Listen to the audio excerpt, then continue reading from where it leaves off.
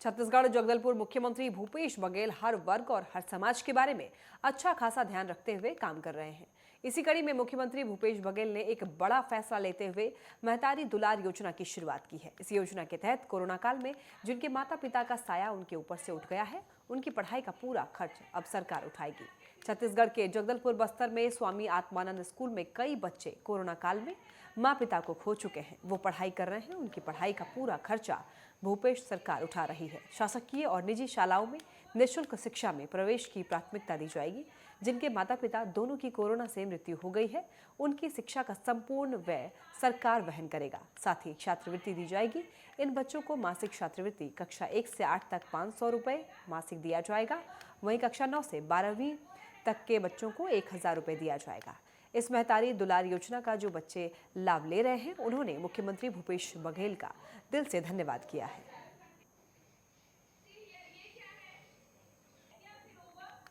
पहले स्कूल में फीस लगती थी और इस स्कूल में फीस नहीं लगती महतारी योजना दुलारी से योजना के कारण।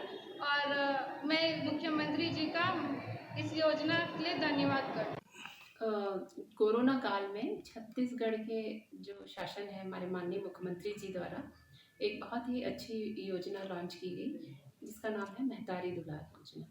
तो इसके अंतर्गत बच्चे जो जिनके माता पिता विहीन हो गए या अभिभावक विहीन हो गए, तो उनको जिन भी शालाओं में वो पढ़ रहे थे वहाँ की निःशुल्क शिक्षा दी गई। और अगर जो बच्चे स्वामी आत्मानंद स्कूलों में पढ़ना चाहे तो उनमें यहाँ आत्मानंद शालाओं में भी उनको प्रवेश दिया गया। ऐसे 3 बच्चे वर्तमान में जगदलपुर में भी पढ़ रहे हैं। दंतेवाड़ा में जीवनदीप कर्मचारी संघ ने अपनी मांगों को लेकर सरकार के खिलाफ मोर्चा खोल दिया। अपनी 3 सूत्रीय मांगों को लेकर कर्मचारी धरने पर बैठ गए, जिसमें कलेक्टर दर पर वेतन नियमितीकरण और कर्मचारियों की छटनी न करने जैसी मांग शामिल है। संघ ने पहले भी ज्ञापन के माध्यम से कई बार सरकार को अपनी मांगों से अवगत कराया था, लेकिन सरकार ने उनकी मांगों पर प्रशासन और शासन ने कोई ध्यान नहीं दिया। मांगों पर किसी भी प्रकार की कोई कार्रवाई नहीं होने पर संघ ने ये आंदोलन शुरू किया। संघ ने सरकार को अपना चुनावी वादा याद दिलाया और अपनी मांगों को जल्द पूर्ण करने को कहा। जितने भी हमारे जीवनदीप कर्मचारी प्रदेश स्तर से लेकर जिला स्तर तक कार्य कर रहे हैं, उनको लगातार प्रताड़ित किया जाता है, निकाल देने का धमकी दिया जाता है, लगातार छटनी किया जा रहा है। मैं आज इस मीडिया से माध्यम से मुख्यमंत्री से, जिला प्रशासन से, समस्त जिले से मैं आग्रह करना चाहता हूं कि जीवनदीप समिति में कार्यरत किसी भी कर्मचारियों की छटनी ना किया जाए। हम लोग को क्या वेतन मिल रहा है 9000, कम से कम 20 साल के 18 साल हो गया। 18 साल में इतने हम लोग अभी 9000 कर दिए गए और अभी बाकी लोगों को तो अभी तनख्वाह भी उतना नहीं मिल रहा है। किसी को 4000, किसी को 5000, किसी को 6000। इसी में घर गुजारा नहीं होता है सर। घर परिवार में बाल बच्चा सब है।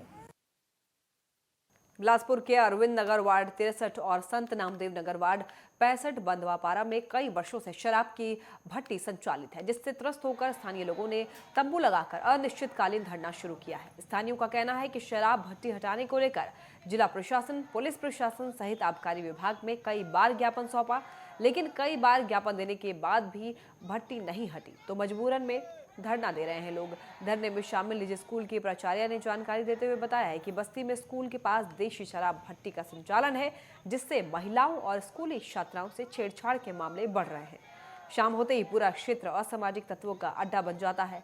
इस मामले में कई बार जानकारी देने के बाद भी कोई कार्रवाई नहीं हो रही है। मोहल्ले में शराब भट्टी और असामाजिक तत्व होने के कारण हत्या सहित लूटपाट और छेड़छाड़ की घटना बढ़ रही है। प्रदर्शन में शामिल नारी शक्ति की महिलाओं की मांग है कि शराब दुकान को मोहल्ले से हटाकर दूसरी जगह शिफ्ट किया जाए।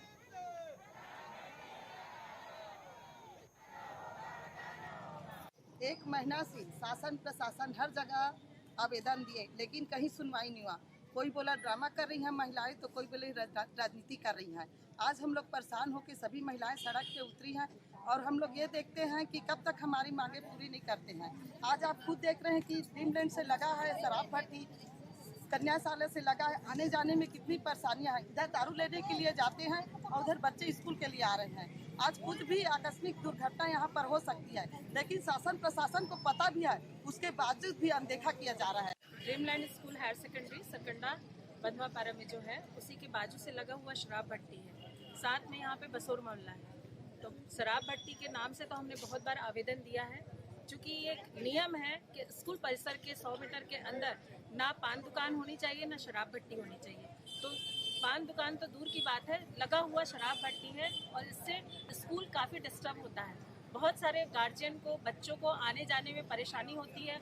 लोग यहाँ सुबह शाम शराब लेने तो आते ही हैं, साथ में रात में भी मैंने देखा है, हमारे कैमरे से हमने कुछ पिक्स निकाले हैं कि 10 बजे के बाद भी कुछ लोग यहाँ से आवाजाही करते हैं और यहाँ से ब्लैक में या अवैध रूप से शराब लेते हैं। वहाँ पे दो स्कूल है, तो ड्रीमलैंड स्कूल है, कन्याशाला है और बंधवा पारा के आने जाने का मुख्य मार्ग है।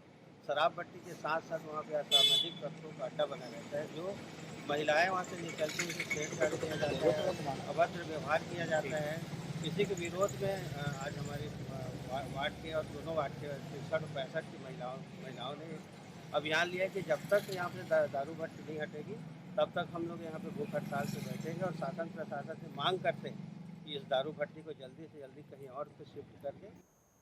भानु प्रतापपुर विधानसभा उपचुनाव में दिन ब दिन नए खबरें निकलकर सामने आ रही है। ऐसी एक खबर सामने आई है जिसमें कि सर्व आदिवासी समाज से उपचुनाव में उतारे प्रत्याशी को छत्तीसगढ़ शिवसेना ने अपना समर्थन दिया है। शिवसेना प्रदेश अध्यक्ष धनंजय सिंह परिहार ने कहा है कि हमारी लड़ाई समाज का विकास न करने वालों से है। जैसे पिछले दिनों लगातार कांकेर के जो सेक्टर है, कांकेर सेक्टर में ये बोला जा रहा है कि यहाँ पर जनसंख्या सामान्य की बढ़ रही है, तो हमारा भी यही कहना है कि कैसे बढ़ रही है जब इतने वर्षों से वहाँ पे आदिवासी समाज रह रहा है, गांव में आदिवासी हैं, वनवासी हैं, तो इनका परसेंटेज कम कैसे हो रहा है, इस बात को सरकार को जांच करना चाहिए। और अगर कम नहीं हो रहा है और ये धोखा हो रहा है तो हम इसका विरोध करते हैं। बिलासपुर की एक महिला साइबर ठग का शिकार हो गई। आपको बताएं कि ठगों ने महिला के पैसे चोरी करने के लिए योनो ऐप का सहारा लिया। ठगों ने बंद हो चुके मोबाइल नंबर से योनो ऐप एक्टिव करके खाते से 9 लाख की ठगी कर ली। वहीं महिला को इसकी जानकारी मिलने पर थाने में रिपोर्ट दर्ज कराई गई। फिलहाल पुलिस मामले की जांच में जुटी हुई है। धोखाधड़ी का जिसमें एक वृद्धा है, उनकी उम्र 80+ है और उनके अकाउंट से जिसमें उनका पेंशन और उनकी बेटी का रकम जो है वो आता था, उसमें से यूनो नेट बैंकिंग के माध्यम से फ्रॉड हुआ है, जिसमें 9 लाख रुपए की राशि उनके अकाउंट से चली गई है। अब हम अभी बैंक के दस्तावेज मंगा रहे हैं और साइबर सेल को इसकी जानकारी दिए हैं और ये टेक्निकल इसका पहलू जो है उसकी जांच चल रही है। बालोद में कलेक्टर कुलदीप शर्मा ने किसानों से चर्चा की। इस दौरान उन्होंने किसानों को पैरादान फायदे गिनाए और ज्यादा से ज्यादा गौठानों पर दान की अपील की। इस दौरान उन्होंने कहा कि पैरादान करने से प्रदूषण से मुक्ति मिलेगी, साथ ही मवेशियों के लिए चारे का भी इंतजाम होगा। उन्होंने किसानों से पराली न जलाने की अपील की। इस दौरान कुलदीप शर्मा ने राजीव गांधी किसान न्याय योजना समेत तमाम दूसरी योजनाओं के फायदे गिनाए। उन्होंने कहा कि योजना से किसानों की आर्थिक स्थिति बेहतर हुई है और 2 साल से ग्रामीणों को मजदूरी के लिए दूसरे राज्यों में नहीं जाना पड़ रहा है।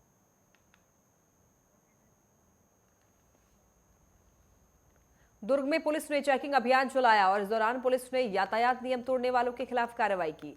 दशहरा मैदान रिसाली क्षेत्र समेत जिले के दूसरे इलाकों में यातायात नियमों का उल्लंघन करने वालों का चालान हुआ, जिसके तहत बाइक पर 3 लोगों के सवार होने पर 42, बिना हेलमेट के राइडिंग करने पर 27, ओवर स्पीडिंग के लिए 5 लोगों के चालान हुए।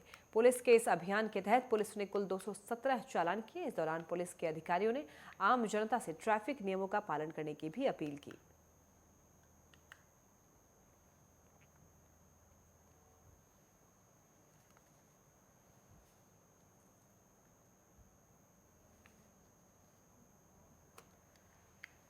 माजलगांव में लगातार हुई बारिश से किसानों की फसलों को भारी नुकसान हुआ है। किसानों की मांगों को लेकर सीपीएम ने माजलगांव में बाइक रैली निकाली और इसके जरिए सीपीएम ने सरकार से प्रभावित किसानों की तत्काल मदद की मांग की।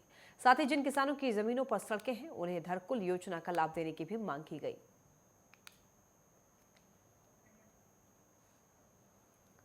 भिंड जिला अस्पताल में पहली सेमी मॉड्यूल ओटी बनकर तैयार हुई है। विधायक संजीव सिंह के प्रयासों से सरकार ने 2 सेमी मॉड्यूल और 2 मॉड्यूलर ओटी को मंजूरी दी थी, जिसमें कि एक सेमी मॉड्यूलर ओटी बनकर तैयार हो गई है। जल्द ही लोगों को इसकी बेहतर सुविधाएं मिलने लगेगी। Civil surgeon doctor Anil Goyal ने बताया कि सेमी मॉड्यूलर ओटी बनने से central oxygen, central nitrogen, electronic panel और सेंसर जैसी सुविधाओं से लैस ओटी से मरीजों को बेहतरीन स्वास्थ्य सेवाएं मिलेंगी। और साथ ही ये भी कहा है कि मरीजों की बेहतर स्वास्थ्य सेवाओं के लिए सेमी मॉड्यूलर ओटी बनकर तैयार है। जल्द ही इसका लाभ जिलेवासियों को मिलने लगेगा। सरकार द्वारा 2 सेमी मॉड्यूलर और 2 मॉड्यूलर ओटी सैंक्शन हुई थी पिछले 2 साल पहले। उसमें उसी कड़ी में ये पहली सेमी मॉड्यूलर ओटी तैयार हो गई है, जो निकट भविष्य में जल्दी ही हमको हैंड ओवर की जाने वाली है। सर, आम ओटियों से इसमें किस प्रकार भिन्नता? आम ओटियों से इसमें सभी सेंट्रलाइज सिस्टम लगे हुए हैं, जैसे कि सेंट्रल ऑक्सीजन, सेंट्रल नाइट्रोजन और सक्शन, तथा इसमें पैनल भी लगे हुए हैं, जो इलेक्ट्रॉनिक पैनल लगे हुए हैं, जो कि टेम्परेचर और आपका ह्यूमिडिटी और टाइम वगैरह सभी कुछ बताएंगे। और अगर ऑक्सीजन प्रेशर लो हो रहा है सप्लाई में, तो वो भी उसमें अलार्म लगा हुआ है कि लो प्रेशर आएगा या अब लो हो गया, तो वहाँ अपने आप इसको अलार्म बजा